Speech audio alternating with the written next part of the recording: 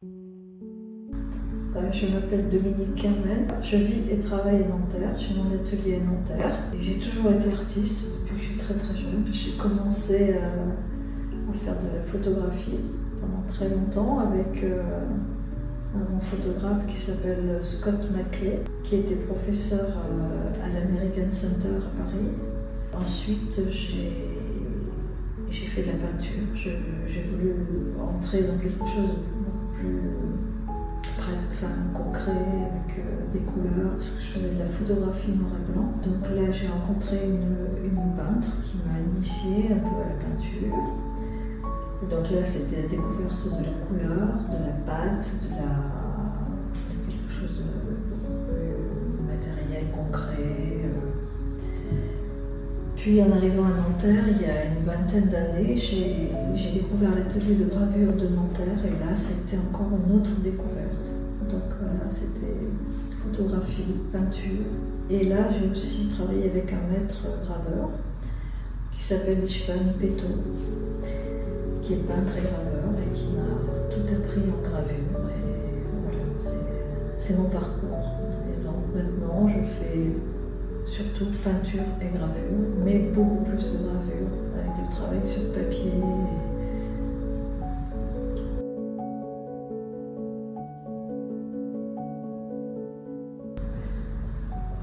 Oui, en fait, ce qui m'émeut le plus, c'est d'être dans la nature. Je suis très sensible à l'entourage, à la nature, les forêts, les arbres.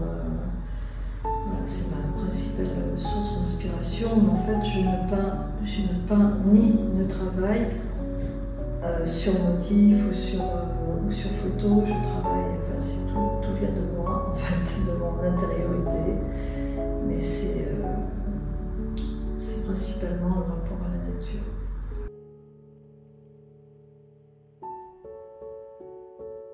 Aussi, par exemple, en gravure, ou même en peinture, enfin surtout en gravure, parce que je travaille tous les jours. Ce que j'aime, c'est la préparation, en fait. Parce qu'en gravure, il y a beaucoup de préparation. Je travaille beaucoup sur le métal, sur le zinc ou le cuivre. Et en fait, il y a tout un état de préparation de la plaque, de ponçage, de nettoyage, de polissage.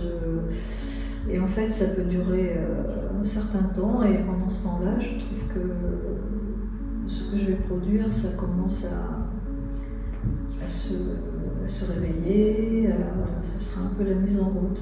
En peinture, c'est pareil. En fait, je travaille beaucoup. Je ne sais pas ce que je vais faire à l'avance.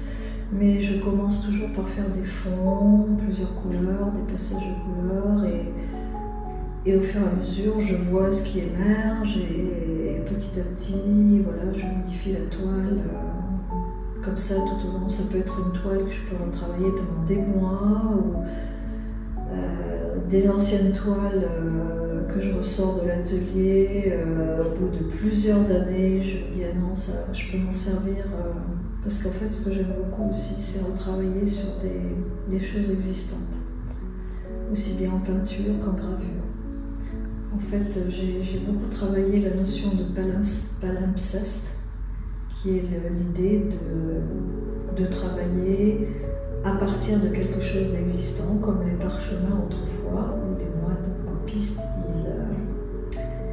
ils grattaient, enfin ils nettoyaient la peau, le parchemin, qui était une peau d'animal, parce que ça coûtait très cher, et ils retravaillaient, réécrivaient dessus, réécrivaient sur ce parchemin. Donc ça, j'aime beaucoup cette idée de palimpseste, aussi bien en peinture qu'en gravure. Et ça me stimule énormément de travailler à partir de quelque chose d'existant. C'est beaucoup plus, pour moi, c'est beaucoup plus riche d'avoir déjà une base, même si à un moment donné elle peut complètement disparaître, je peux complètement la recouvrir pour faire autre chose. Mais j'aime bien, souvent, quand je retravaille une toile, je garde toujours un petit morceau, une petite part existante, en fait. Voilà. C'est pas vraiment un rituel, mais c'est une manière de travailler.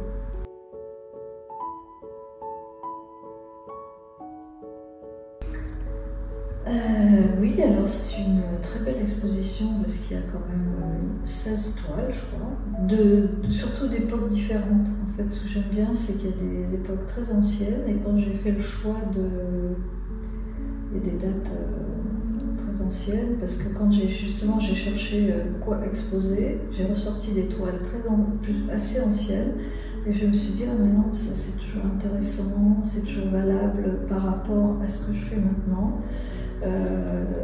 Donc pourquoi pas juxtaposer des époques comme il y a 15 ans et maintenant et qui peuvent encore dialoguer. En fait, ces toiles, je trouve qu'elles dialoguent même si elles ne sont pas toutes de 2024 ou 2023. Et ce que j'aime par-dessus tout, c'est que donc on a associé gravure et peinture, parce que vraiment maintenant c'est les deux. Pour moi, ça marche ensemble. Et il y a un dialogue, entre mes peintures et mes gravures. Et en plus, il y a la série Résonance, où il y a dans lesquelles j'ai juxtaposé des photos que j'ai faites il y a 30 ans, que j'ai ressorties, que j'ai scannées, que j'ai imprimées sur des papiers Japon. Et au vu de ces photos, j'ai créé une gravure, une eau forte, en fonction des paysages qui étaient. Ce sont des paysages de ma région du Limousin, la région de ma famille d'origine. Et ce sont des paysages que j'ai faits il y a 30 ans. Donc évidemment, je revois, ce sont des paysages, c'est autour de la nature, des arbres, des feuilles, des branches. Donc c'est toujours la même histoire, tout tourne autour de ça.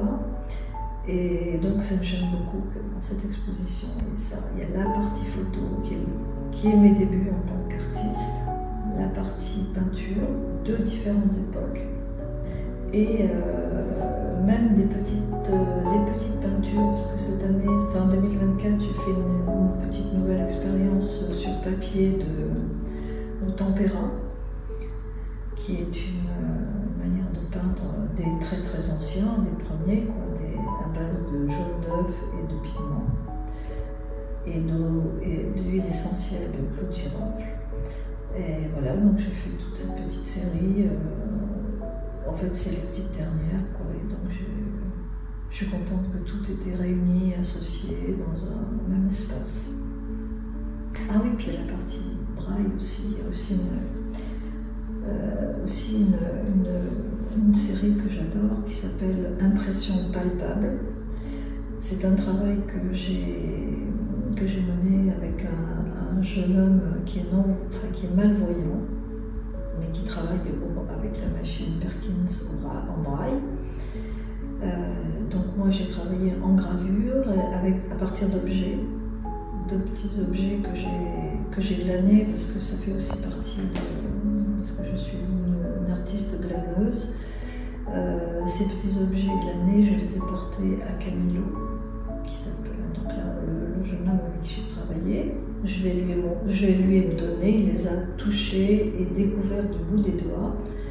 Et il a écrit une histoire qu'il a ensuite tapée à la machine Perkins, donc en braille. Donc dans cette exposition, vous avez une gravure à gauche, une eau forte, et à droite, vous avez l'histoire écrite par Camilo en braille. Donc pour moi, c'est un travail très important que j'ai mené pendant une année avec ce jeune homme.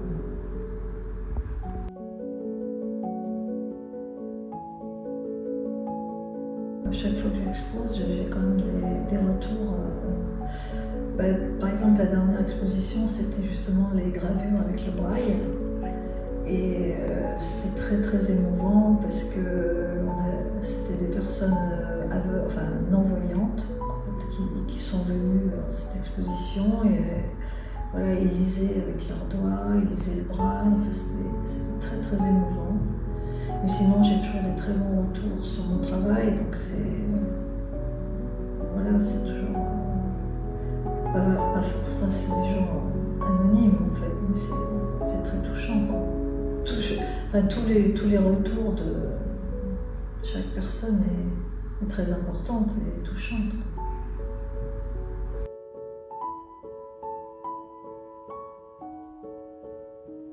Ah oui, il y en a beaucoup.